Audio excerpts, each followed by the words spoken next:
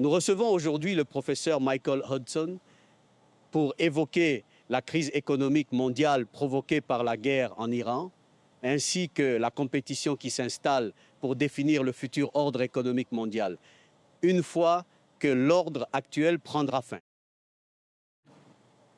Merci comme toujours d'être revenu dans notre émission.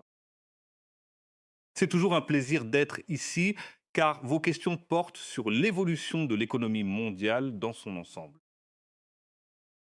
Il se passe énormément de choses en même temps. Nous vivons vraiment une période historique où l'architecture économique bâtie depuis 80 ans s'effondre sous nos yeux. Nous aimerions comprendre ce qui pourrait arriver ensuite et aussi expliquer le comportement des différents. Vous avez publié tout récemment un excellent article intitulé « Reporter l'hiver financier mondial, mais jusqu'à quand ?» Je recommande vivement à chacun de le lire, le lien se trouve dans la description.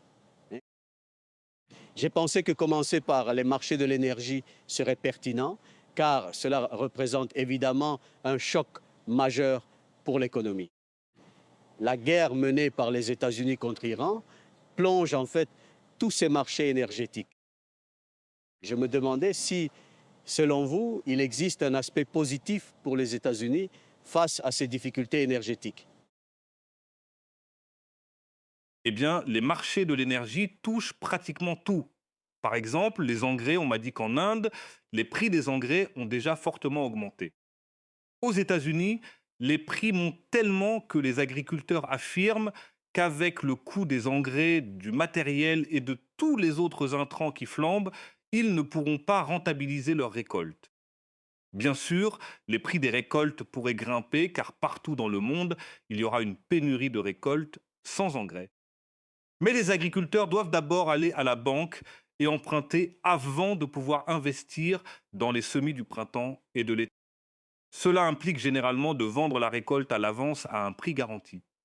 Ainsi, ce sont les grandes entreprises, les sociétés de négoces agricoles vont réaliser d'énormes bénéfices, pas les agriculteurs. Ils sont donc vraiment lésés. Et bien sûr, ce sont eux qui restent les plus fidèles à Trump et aux républicains. Donc, ils peuvent se permettre de pénaliser les agriculteurs car ils constituent sa base.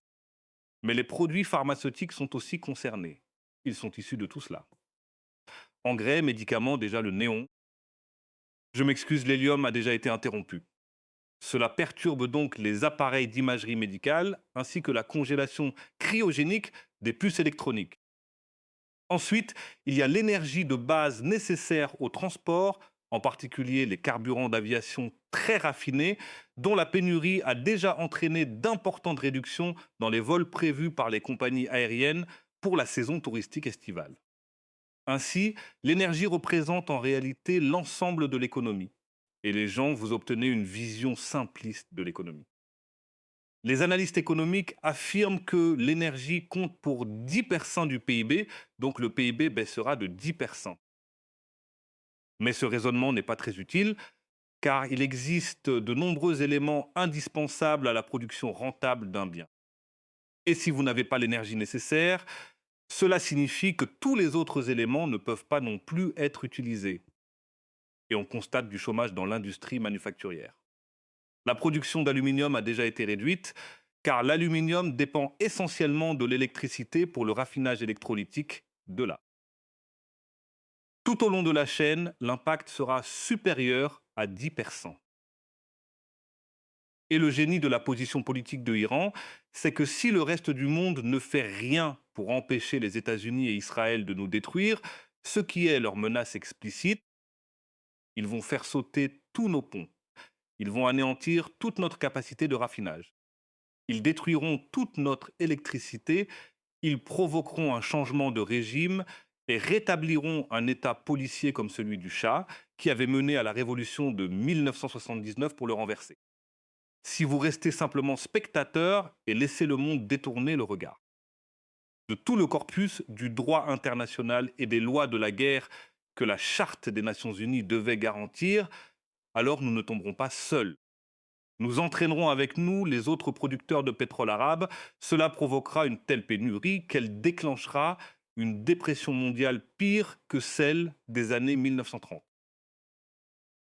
Et si ce sera pire que la Grande Dépression, c'est parce qu'à l'époque, il s'agissait surtout d'une crise financière. Mais une réduction de l'énergie et du flux physique réel des biens touche directement le processus de production lui-même. Ce problème ne peut pas être résolu simplement en annulant les dettes, ni en adoptant une économie de guerre ou un keynésianisme militaire pour sortir de la dépression. La situation est bien plus grave. Ainsi, au niveau de l'économie mondiale, tous les pays seront touchés si les autres. Il faut repenser entièrement la structure du commerce mondial, des paiements, de la finance et la manière dont les pays gèrent ensemble leurs réserves. Cela exige donc une véritable réforme des Nations Unies ou parfois même une réforme plus simple. Il serait peut-être nécessaire de créer une toute nouvelle institution, une nouvelle organisation des Nations Unies, plutôt que d'essayer de réparer une structure trop endommagée par l'ingérence des États-Unis et la corruption, non seulement à travers le droit de veto qui permet aux États-Unis d'empêcher toute action majeure qu'ils refusent, mais aussi par la corruption de l'Agence de l'énergie atomique, qui agit en réalité comme un agent de renseignement pour. Ou encore le fait que les États-Unis mènent l'ONU à la faillite en refusant de payer leurs contributions et qu'ils bloquent toute initiative internationale visant à lutter contre le réchauffement climatique et à remplacer les énergies fossiles. Le pétrole et le gaz, pour commencer, par l'énergie nucléaire, solaire, éolienne ou d'autres alternatives. Ainsi, c'est l'ensemble du système qui doit être. Il ne s'agit pas simplement de relancer la production pétrolière. C'est pourquoi je ne comprends pas pourquoi les marchés boursiers pensent qu'un compromis heureux serait possible et que tout le... On imagine une position intermédiaire entre une dépression mondiale, la capitulation totale de l'Iran et le transfert complet du contrôle international du commerce pétrolier aux États-Unis, qui s'en serviraient comme arme pour imposer leur domination et provoquer ce que la destruction du commerce de l'OPEP menace aujourd'hui. C'est le choix à faire et il semble impensable pour les grands investisseurs, ceux qui soutiennent les marchés boursiers et obligataires. Mais ce que vous décrivez, c'est en fait une destruction économique multiple assurée. En effet, et je comprends pourquoi, je crois d'ailleurs que vous avez utilisé ce terme dans votre article, mais je comprends pourquoi Iran agit ainsi, car personne n'est venu à son secours, en réalité. C'est-à-dire que lorsque les États-Unis et Israël ont attaqué de cette manière, de façon très brutale aussi, détruisant ces infrastructures, visant les réacteurs nucléaires, évoquant l'anéantissement d'une civilisation entière. Ce que j'ai lu dans la presse européenne, c'est que désormais les Iraniens auraient la possibilité de connaître la liberté maintenant qu'ils sont libérés de la dictature. En fait, presque chaque article, surtout au début, semblait chercher à justifier cela. Personne ne parle du droit international ni de désescalade. Donc, si ce sont eux seuls qui doivent être anéantis, la destruction de leur civilisation, il est logique qu'ils veuillent réagir ainsi. Mais cela ressemble tout de même à une forme de destruction mutuelle assurée. Mais si les États-Unis ne veulent pas que le système économique international s'effondre totalement, ils ne souhaitent pas non plus abandonner leur domination. Alors, selon vous, vers quoi cela évolue-t-il? Est-ce que Les États-Unis préféreraient provoquer l'effondrement de toute l'économie mondiale, y compris la leur. Ils sont prêts à tout faire s'effondrer. Et puis, il y a la personnalité. Trump veut être célèbre. Et comment peut-on être plus célèbre qu'en mettant fin à la civilisation en provoquant une guerre atomique qui nécessiterait 1000 ans? Il restera dans l'histoire comme celui qui a mis fin au monde. L'époque historique de la civilisation. Il a une motivation pour détruire le monde. Et il a nommé Exet à la tête du département de la guerre, un fervent chrétien qui croit que si la civilisation s'effondre, Jésus reviendra, sauvera les chrétiens en les envoyant au paradis et condamnera tous les autres en enfer. Des personnes instables sont aux commandes. Ce n'est donc pas une situation que l'on peut gérer selon tous les modèles rationnels. C'est un scénario irrationnel, comme l'ont montré les articles sur les conflits dans la situation Room de la White House, où les généraux ont refusé de donner à Trump les codes de la bombe atomique, affirmant qu'il aurait pu l'utiliser samedi dernier. Voilà à quel point là. C'est tout simplement incroyable d'en être arrivé là, surtout venant de Trump, qui s'était présenté comme le candidat du retour à la normalité et de la fin des guerres sans fin. Et concernant la dimension religieuse de tout cela, c'est d'un côté, il se montre excessivement religieux pour justifier la guerre et mobiliser l'armée ainsi que la population. Sauf quand le pape critique la guerre. Là, tout respect pour l'autorité religieuse disparaît soudainement. C'est vraiment extraordinaire.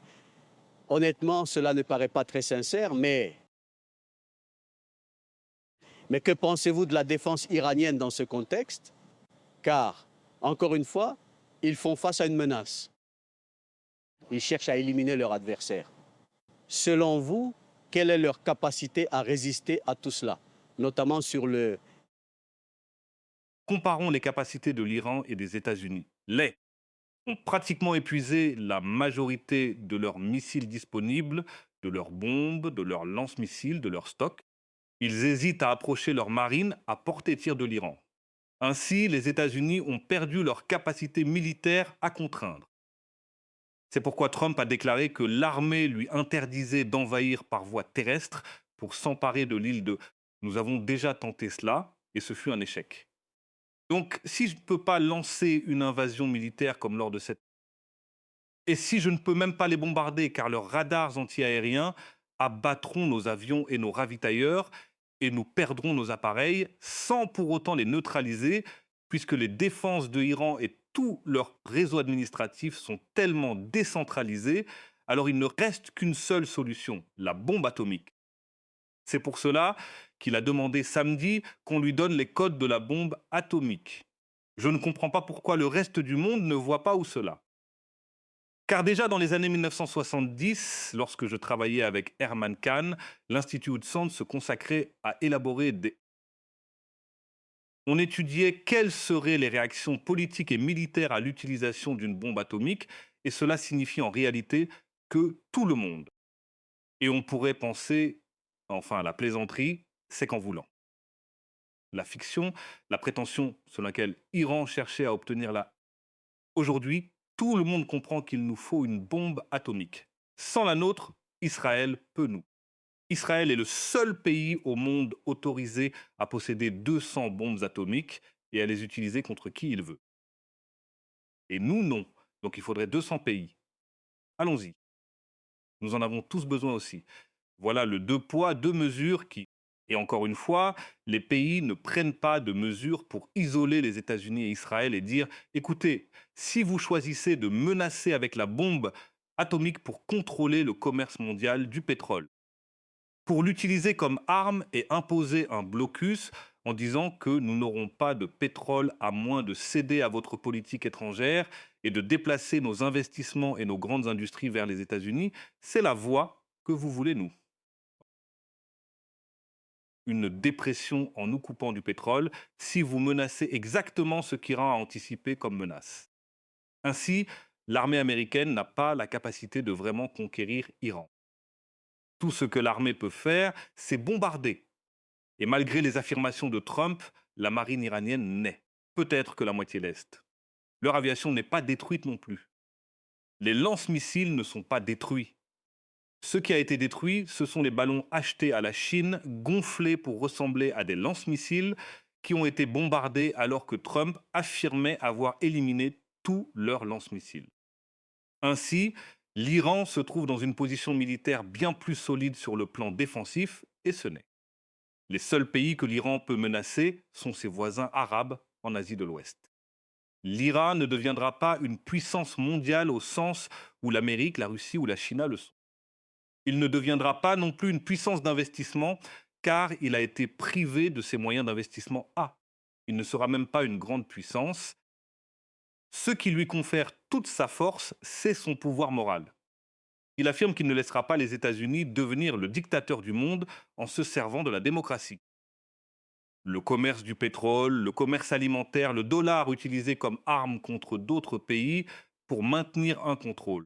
Nous n'allons pas laisser cela se produire et il fallait que quelqu'un fixe une limite et c'est Iran qui l'a fait. C'est là que réside sa force morale et les autres pays en sont bien conscients. Ils n'ont d'autre choix que de dire à Iran, tu as raison, il faut changer, il faut mettre fin à cette agression des États-Unis et d'Israël qui menace de détruire nos économies militairement ou économiquement si nous ne cédons pas. Ou alors ils s'isolent des États-Unis et d'Israël en choisissant de suivre leur propre voie. En somme, cela revient à isoler les États-Unis tant qu'ils poursuivent leur stratégie militaire et financière visant à transformer chaque activité économique et sociale en armes. Il est intéressant de constater que ce rôle est revenu aux Iraniens, en quelque, à ce sujet, car nous avons déjà évoqué ensemble qu'un hégémon confiant, comme les Britanniques au XIXe siècle ou les Américains au XXe siècle. Lorsqu'ils sont sûrs d'eux, ils favorisent un système économique international ouvert et libéral où chacun peut accéder aux technologies et aux industries. L'accès aux grands axes de transport internationaux, que ce soit par mer ou par terre, l'accès aux devises, aux banques, etc., devrait aussi être libre. Mais dès que l'hégémon décline, il cherche à inverser cette tendance en instrumentalisant tous les aspects de la connectivité économique. Ainsi, toute la connectivité qui favorisait auparavant la croissance mondiale est désormais utilisée comme arme pour restaurer. Aujourd'hui, on constate que cela est largement appliqué contre China, pas seulement dans la technologie, l'énergie ou les corridors de transport, mais aussi Mais concernant Iran, il semble que ce soit eux qui ont décidé de... Cependant, ils disposent aussi de certains atouts comme le détroit d'Ormuz. Je trouve cela fascinant car en privant les États-Unis du contrôle du détroit d'Ormuz, ils peuvent agir sur bien d'autres plans. Je remarque qu'ils ont désormais fixé certaines. Ils ont en quelque sorte installé un péage désormais. Ils exigent que tout le monde paie, surtout les pays qui ont attaqué ou sanctionné l'Iran. Ils doivent verser des réparations, ce qui s'ajoute comme avantage supplémentaire. De plus, ils ne veulent plus de dollars. C'est vraiment exceptionnel. Il est impossible qu'ils aient des dollars. Ils en avaient, mais les États-Unis les ont confisqués. Si vous possédez des dollars, les États-Unis les saisiront immédiatement comme ils ont pris les 300 milliards de Russie. Le dollar est inutilisable pour tout pays qui souhaite préserver sa propre souveraineté nationale. Je souhaite souligner que vous utilisez le mot libéral alors que c'est une expression totalement mal employée en général. L'essor des nations industrielles, la Grande-Bretagne, l'Allemagne, les États-Unis, n'étaient pas libéraux. Le mot libéral signifie en réalité néolibéral. Il désigne l'absence d'intervention gouvernementale. Libéral, c'est Margaret Thatcher, Ronald Reagan dans le vocabulaire actuel. Et cela implique de démanteler toutes les subventions gouvernementales à l'économie, au lieu que les gouvernements gèrent des monopoles naturels comme les transports et les communications, tout en offrant une éducation et des soins de santé gratuits. Tout cela appartenait aux... Ce n'était pas du libéralisme. Le terme utilisé était le socialisme sous une forme ou une autre, ou parfois la. Mais il n'utilisait pas le mot libéralisme. Il rejetait l'idée du libre-échange afin que les gouvernements puissent organiser les marchés pour. La recherche de rente d'influencer les marchés pour éviter la hausse des prix immobiliers en taxant la rente foncière et empêcher les monopoles, soit par des lois comme le Sherman Antitrust Act de 1890 aux États-Unis et la lutte contre les trusts de Teddy Roosevelt, soit mieux encore.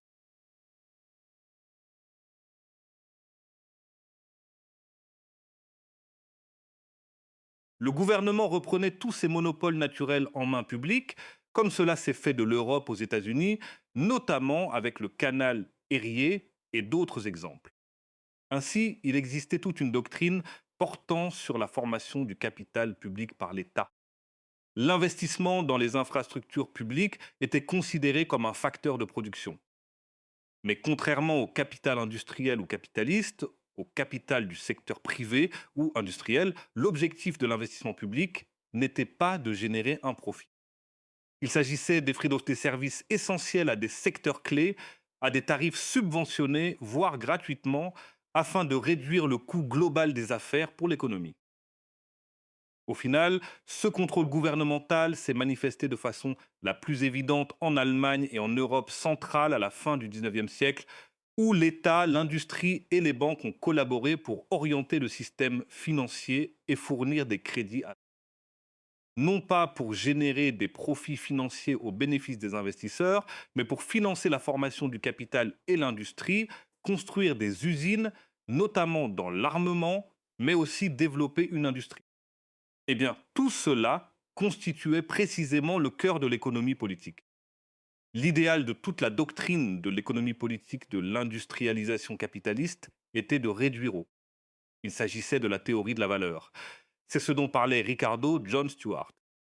Ils débattaient tous de la façon de maintenir les prix en cohérence avec la coût de production, la valeur, et éliminer la rente économique, c'est-à-dire la différence entre le prix du marché et la valeur réelle, due aux privilèges particuliers hérités de la société européenne médiévale, comme les emplois héréditaires d'absentéisme.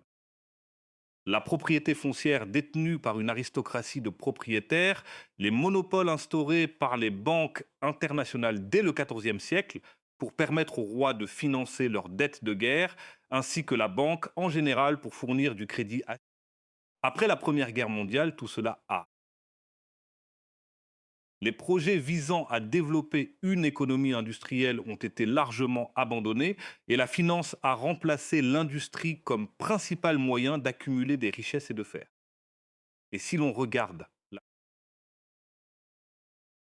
l'économie la plus performante en termes de croissance de la production et du niveau de vie est celle de la Chine, et ce qu'elle a fait repose exactement sur le même principe qui. Cela a rendu le pays riche, productif et dominant au XIXe siècle. Les monopoles naturels sont restés sous contrôle. Les transports coûtent très peu car ils sont subventionnés. Les soins de santé et l'éducation le. Mais surtout, la Chine a maintenu le secteur bancaire sous le contrôle d'eux. Ainsi, la Banque populaire de Chine crée du crédit destiné à la production réelle et malheureusement, une grande partie de cela a conduit à une surproduction immobilière. Mais l'idée, c'est de ne pas accorder de prêts à des spéculateurs financiers pour qu'ils empruntent, rachètent une entreprise, puis la dépouillent et l'abandonnent, comme on le voit actuellement en Occident. Et toute la semaine, par exemple, dans le Financial Times,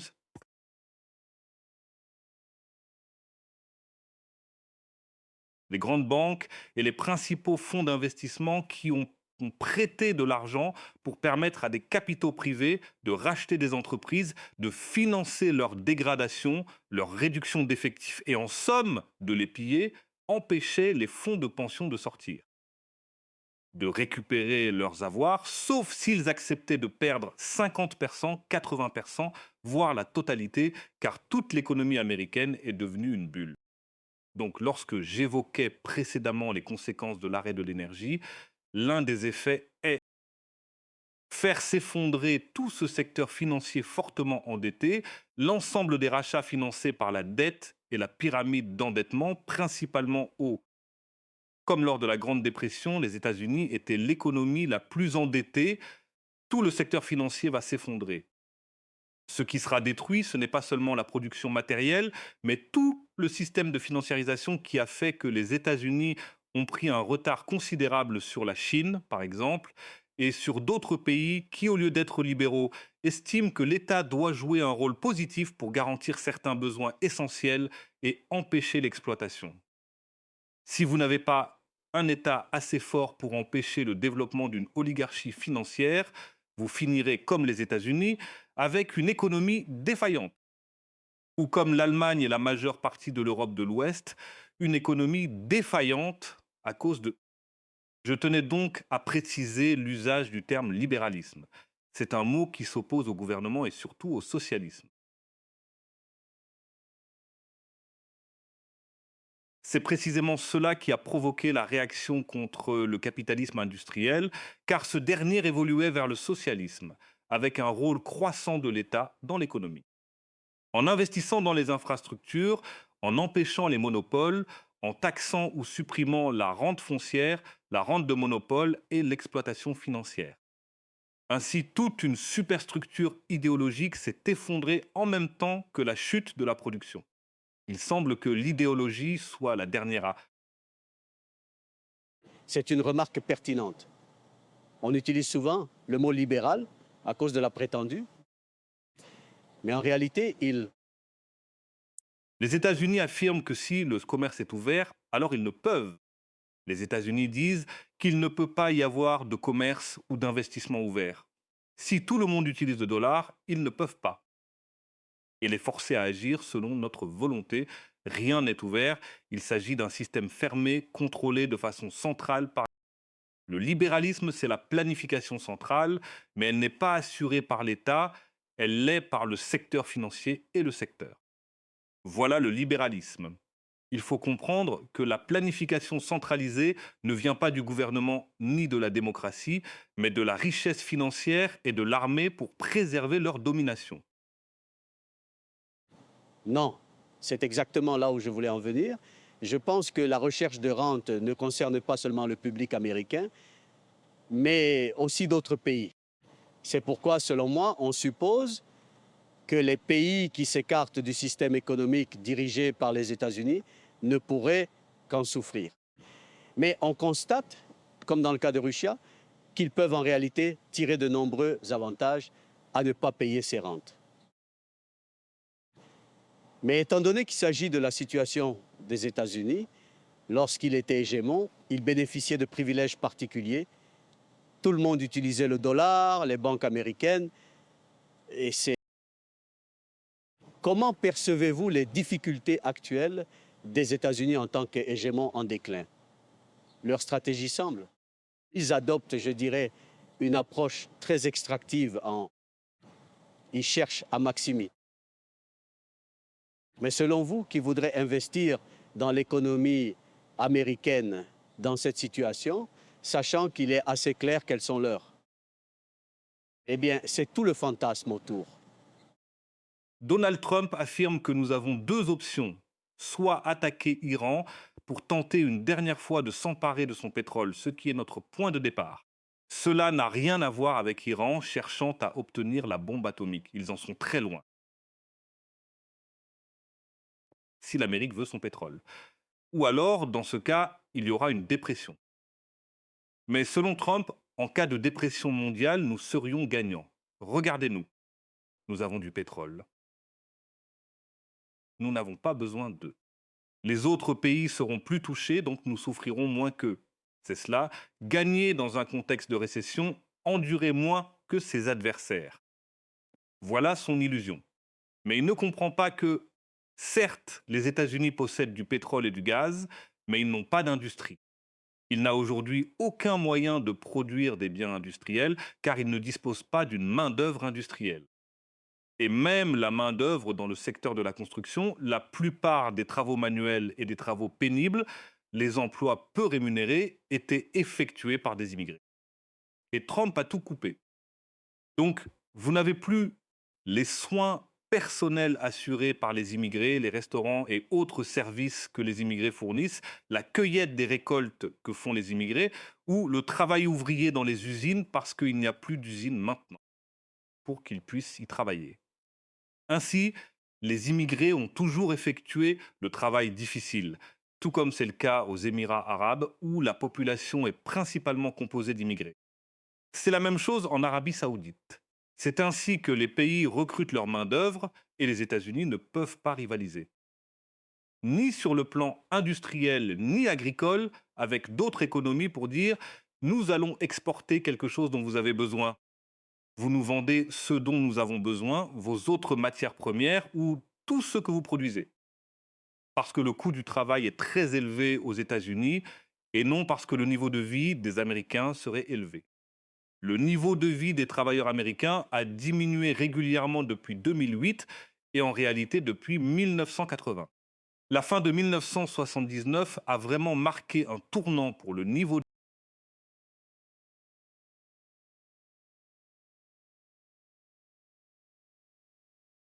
À cette époque, il était possible d'acheter un logement grâce au salaire que l'on percevait.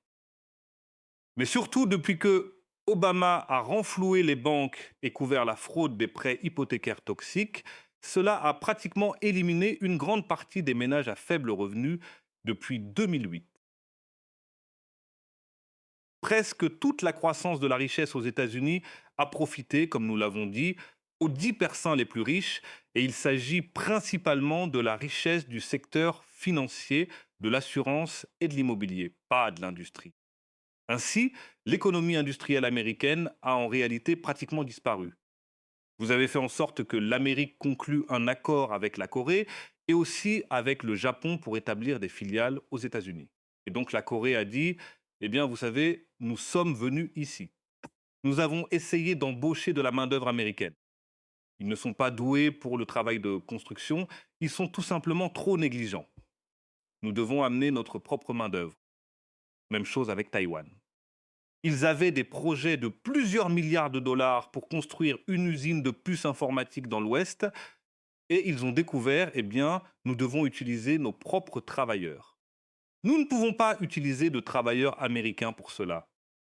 Essentiellement, personne ne veut être ouvrier aux États-Unis et les seules personnes qui étaient prêtes à faire le travail manuel sont désormais expulsés ou menacés d'expulsion car ils ont immigré ici et exercer un métier manuel est leur seul moyen de s'installer dans ce pays. Il existe donc cette illusion selon laquelle en cas de dépression mondiale, l'Amérique pourrait en sortir. Cela révélerait soudain la fragilité de l'Amérique. Ce serait comme lorsque John McCain a qualifié Russia de station-service dotée d'eux. Eh bien, c'est tout ce qu'il resterait à l'Amérique avec l'alternative de Donald Trump, dire « nous avons plongé le monde dans la dépression, il nous reste le pétrole, le gaz et la bombe atomique. Nous n'avons plus d'industrie et notre agriculture est en... » Ainsi, il transforme l'Amérique en une station-service dotée de bombes atomiques s'il choisit cette voie, en forçant l'Iran à se défendre, en disant « si nous sommes attaqués et que notre économie est détruite, nous entraînerons le reste du monde avec nous, ce qui vous obligera à choisir une alternative ou à vivre dans une dépression permanente, jusqu'à ce que vous trouviez une solution qui nous sauvera en même temps que vous. » C'est la dynamique politique que... Oui, cette idée selon laquelle si le système international s'effondre, l'économie mondiale aussi, d'une manière, pourrait s'en sortir. Il y a effectivement des arguments en faveur de la force des États-Unis dans ce domaine, notamment grâce à leur grande autonomie énergétique. Mais la comparaison fréquente avec la Seconde Guerre mondiale semble. Eh bien, c'est inexact, car pendant la Seconde Guerre mondiale, on a vu l'essor des grandes entreprises, de nombreux progrès technologiques, et après la guerre, les États-Unis étaient l'usine et la banque du monde. Aujourd'hui, ce n'est plus le cas. Ils délocalisent leurs industries et sont devenus le plus grand pays débiteur de l'histoire mondiale. La situation n'est plus aussi stable qu'à l'époque. Donc, penser qu'on pourrait sortir renforcé d'une guerre similaire n'a pas vraiment de sens. Ma dernière question portait simplement sur les partenaires des... Si les États-Unis cherchent à obtenir davantage de concessions économiques, on le voit en Europe où Trump peut imposer aux Européens n'importe quel accord commercial qu'ils doivent signer, peut. Ils doivent se présenter à son Gulf Corps et signer un accord qu'ils ne souhaitent pas. Certains avancent même que les États du Golfe devraient rembourser pour les armes utilisées dans la lutte contre.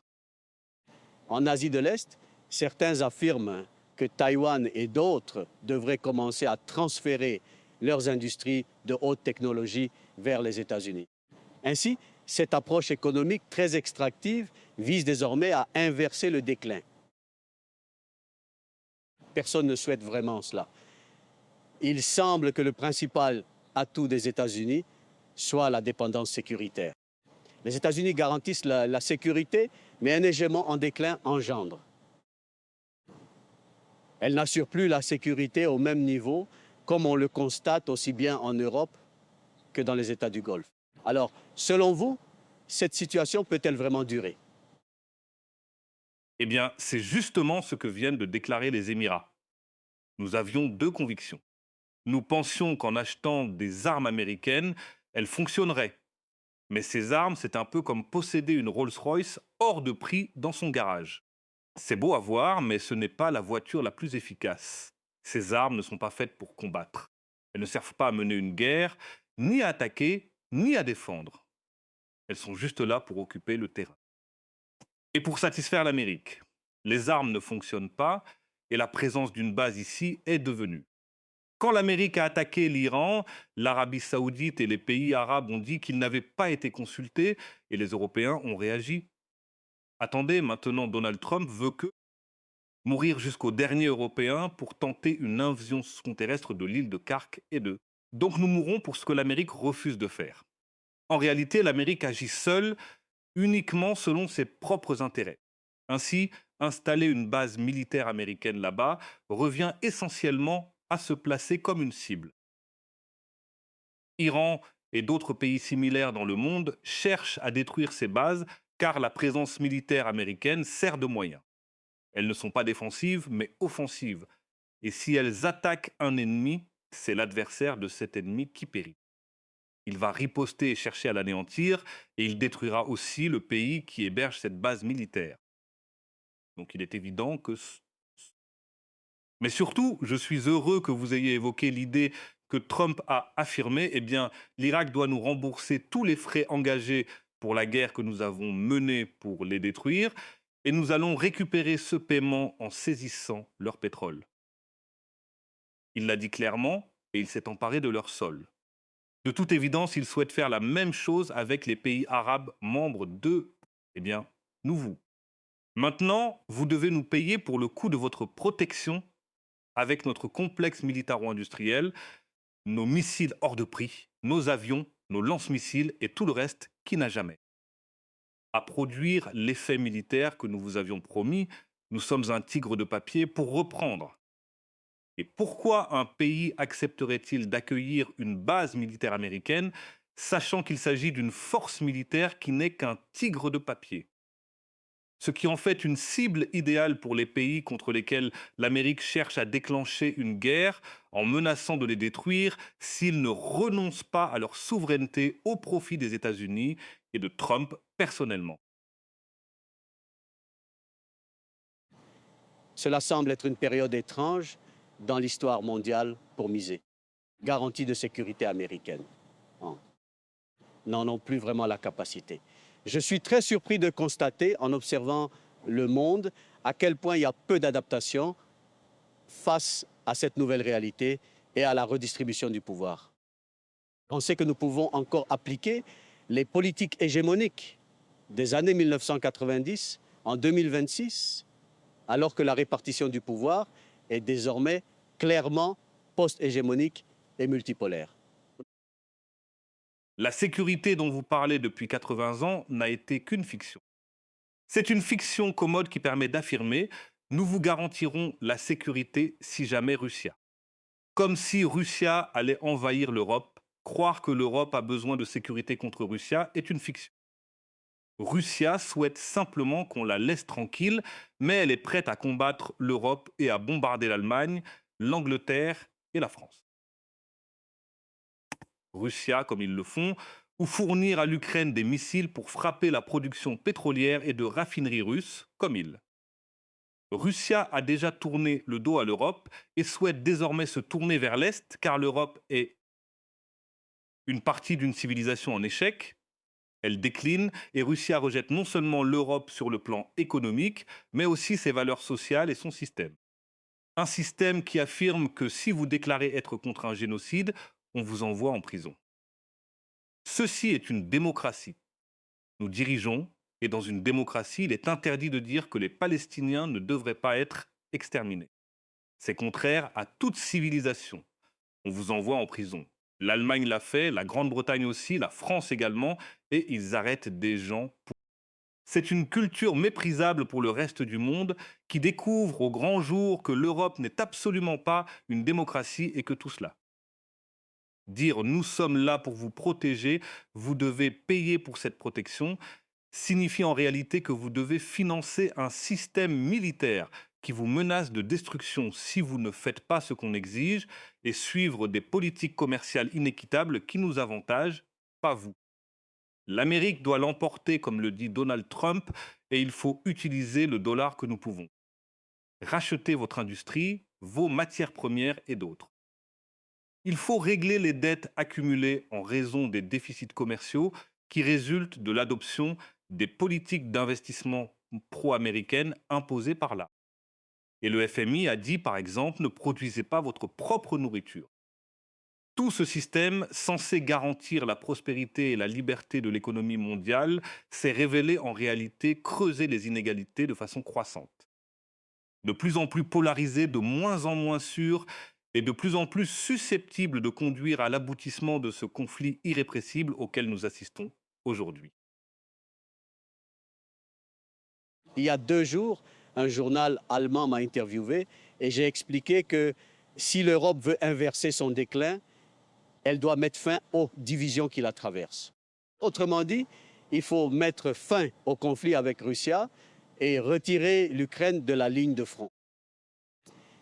On m'a demandé dans quelle mesure cela est possible, étant donné que nos valeurs diffèrent tant avec notre démocratie libérale face à l'autoritarisme des Russes. J'ai répondu que c'est le même cas en Germanie, où manifester contre le génocide peut vous conduire en prison. C'est vraiment étonnant que nous restions enfermés dans ce cadre si étroit pour comprendre le monde, réduisant tout à une opposition entre bon et mauvais. Bref, avez-vous une dernière réflexion avant de... Eh bien, la question centrale est qu'est-ce que la démocratie? Ce que l'Occident considère comme démocratie aujourd'hui ressemble exactement à ce. Il affirmait que ce qui se présente comme démocratie étant on peut permettre aux citoyens de choisir leurs dirigeants et leurs administrateurs, mais il leur est impossible de décider du type d'économie que nous aurons. La nature de notre société, tout cela est en fait déterminé par les groupes oligarchiques les plus riches de la véritable finalité de la démocratie devrait être de gérer l'économie pour éviter sa polarisation, agir dans l'intérêt général, améliorer le niveau de vie, la productivité et le bien-être de la population.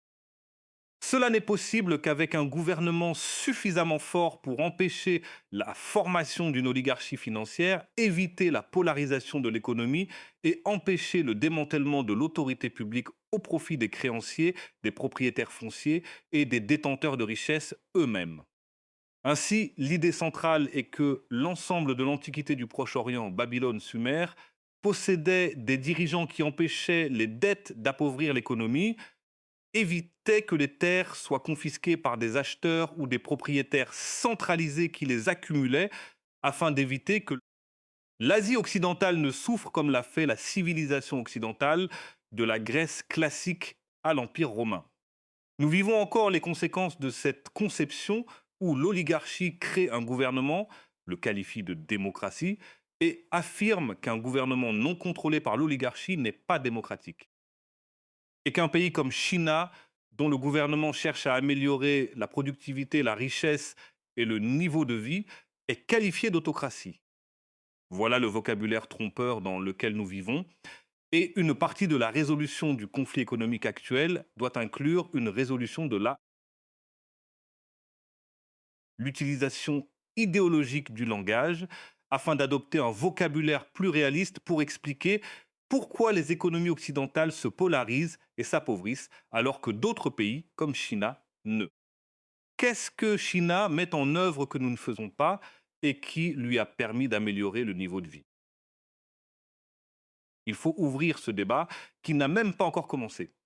On en est toujours au stade de l'impensable. Oui, c'est très éloigné.